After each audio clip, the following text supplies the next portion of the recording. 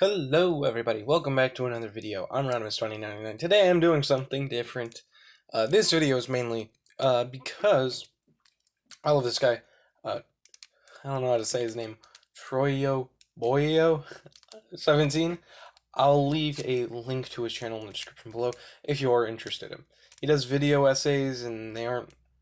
I kind of prefer some more than others. I think his really Rise of Skywalker rewrite was pretty bad, but then again, it's a terrible movie, so makes sense. But he's done basically the whole DCEU. He's done everything. Yeah, I think so. Yeah, he's done everything. Yeah. Well, he might not have done Justice League. I mean, Aquaman and Shazam, but I know he has done Arrow, Season 6, Spider-Man's. Yeah. Anyway, I really like him. He does good jobs with those. I think he does a perfect job of that. And I wanted to fix a thing that I wanted to love. I wanted to love so badly the newest CW show, Batwoman. Because I like Batwoman. I liked her in the comics. In the comics, she was pretty cool. She was a different version of Batman, and that's what I preferred. So, this is somewhat my rewrite of the series, at least what I plan out for 10 or so episodes. And this should be the way that they possibly take Season 2, if they make it a reboot or remake somewhat. So Kate Cain, you would kind of lead with her having kind of flashbacks from being in the army, establishing her army training, and I would probably leave in the fact that she gets kicked out because she's lesbian. I think that kind of, well, I wouldn't have it be that she was forced to be kicked out. I would have had it be harassment and annoying douchebags making her quit. And I think that's honestly would do way better. I prefer if a character's sexuality isn't a slap on the head, it's more of a nudge on the wrist, where it's pointed at and talked about, but it's not, I'm gay, slapping, which is what really this frickin' show did. So I think that they should honestly start with 10 episodes, and they'd start with a little bit of flashbacks, and then it would start with it being 2 years after Batman was no longer seen. And there was no bat signal, nothing. Commissioner Gordon left the GCPD a while ago, 5 years. And then Kate Cain is brought back into Bruce Wayne, her cousin's life, because of his death. Again, it's a Batman show. He's not gonna die. But she has to come to the house, where she meets 3 men. She hears 3 men talking. We can all assume that this is Dick, Jason, and Tim, being the 3 former Robins, now Nightwing, Red Hood, and Robin. And Alfred is talking to them, saying, I'm sorry, but he didn't leave the estate for you. Now, you all have places that you watch over without Batman. Continue doing so. And then Alfred walks up to Kate. He tells her that Bruce left her his whole estate. That's what she got in his will, because Bruce wanted her to become Batman.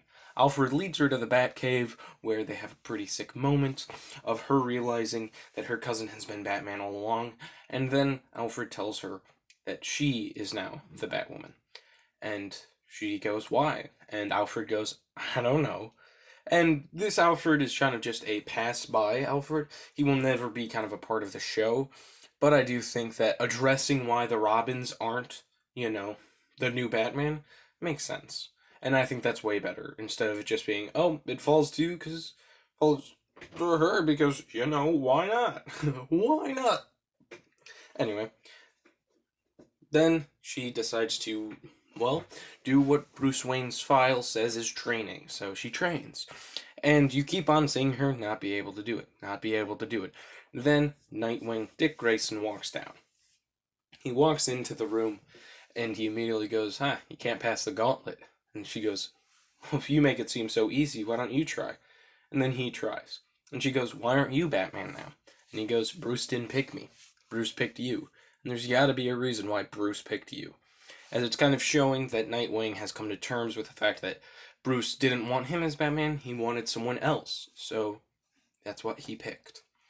And that would probably be the last time that we see Dick Grayson. Maybe we'd see him in Season 2 or something. I don't know. I haven't written this out. And then we would see her try, and she would succeed finally. She would realize that she's meant for better things. She's not supposed to be getting this whole estate because, why not? Here, you're my favorite cousin. No, they didn't even talk that much, but she realized she has to become the Batwoman now. Now, since she was in the army, she is still using guns. And the second episode would probably deal with the media fallout from that. She'd probably go around in her kind of bat suit-ish. It would, of course, be a prototype one. The first couple episodes had a kind of all-black one that wasn't perfect. I didn't like that, but I think that they could kind of stick with that. Her using guns. And I would assume that she would probably be taking out either the Wonderland gang, or I'd like to set up Identity Thief.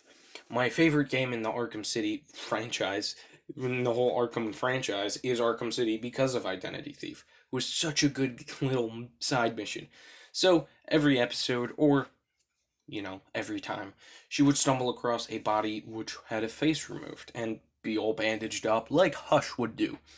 And during this whole time, she's trying to investigate it, because she's interested, like, with this Hush guy, he's doing all this. And then she decides to, take a quick look-see, and she is realizing that there are people who have been murdered throughout Gotham. And she realizes this is a time thing. And so she wonders, was Bruce Wayne one of those people? Because Bruce Wayne vanished. No body, just vanished. Assumed to be dead. Now, we would probably see Bruce Wayne come back, sort of how Dark Knight ended, where he came back, but, that would just happen later. End of the season. And the main villain would, of course, be Hush. The third or so episode, she'd meet Hush, at least see him. She'd follow him, and then he would simply, shoot her. I think that, honestly, if he had a knife or something, or a gun, he could really take her out. And then she'd have to get the new suit. And where, because of this media fallout of her being called Batgirl, she decides to make herself look different. The red hair, everything making her different. I think that would work really well. Now, the fourth or so episode would introduce characters like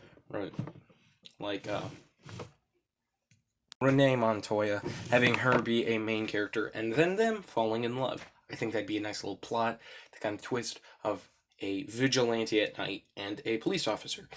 I think the police should hate Batwoman so much. They are always trying to find her, and, I think that would work really well, because then there's some of that dynamic where at the end of the season, Kate Cain would reveal herself as Batwoman. I definitely would tone down less of the Alice character. There's no need for her in this first season. There's no need for her at all. She was really my least favorite part of the show, because she was so freaking extra. I think it should be Hush. Hush is the villain. That's it. You could have villains like Scarecrow or Joker Gang, anyone in between, but you should keep one villain as the villain of the season. Why Supergirl worked so well for its first season was because of Maxwell Lord being the main bad guy, even though he wasn't a threat. He was just bad publicity-wise. That's not the word. Bad publicity. I can't speak. And along with it, he kind of knew how to get in her mind. He knew when she lost powers, And that's something that I think a true villain knows. The villain doesn't need to be an attacking villain to still be a villain. And I think that the separation between Cassandra Cain and Hush would work really well. If you had her just with her kind of opposite Joker, it'd feel just like a gender-bent universe. And that's why she needs to use guns. In the comics, she likes guns because she's military. Of course she uses guns. It's smart. It's effective.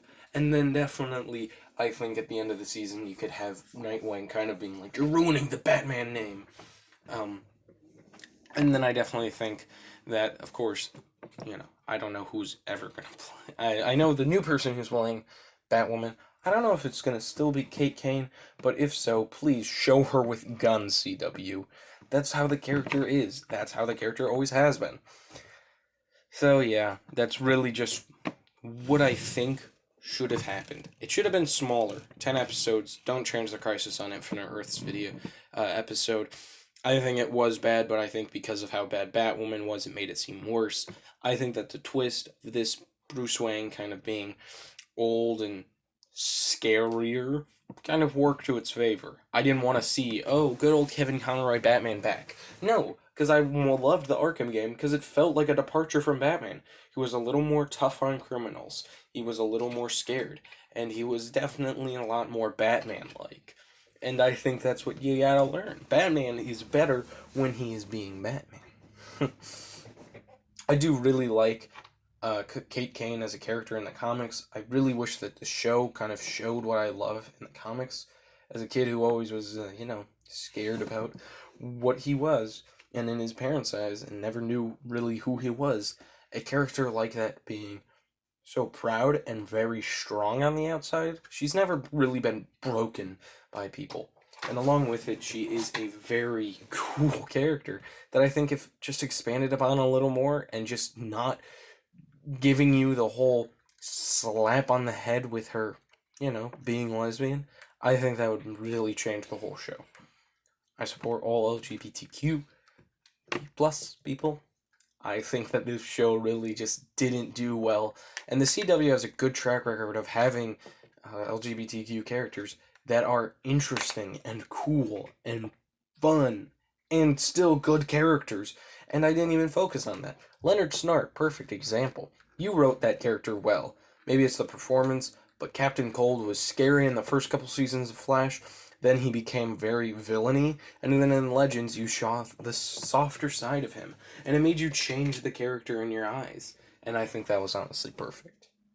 So I hope you enjoyed this episode of Fanboy Rewrites. I thought it would be something fun to do, something a little different, since this week I've kind of been doing normal stuff, top 10 videos.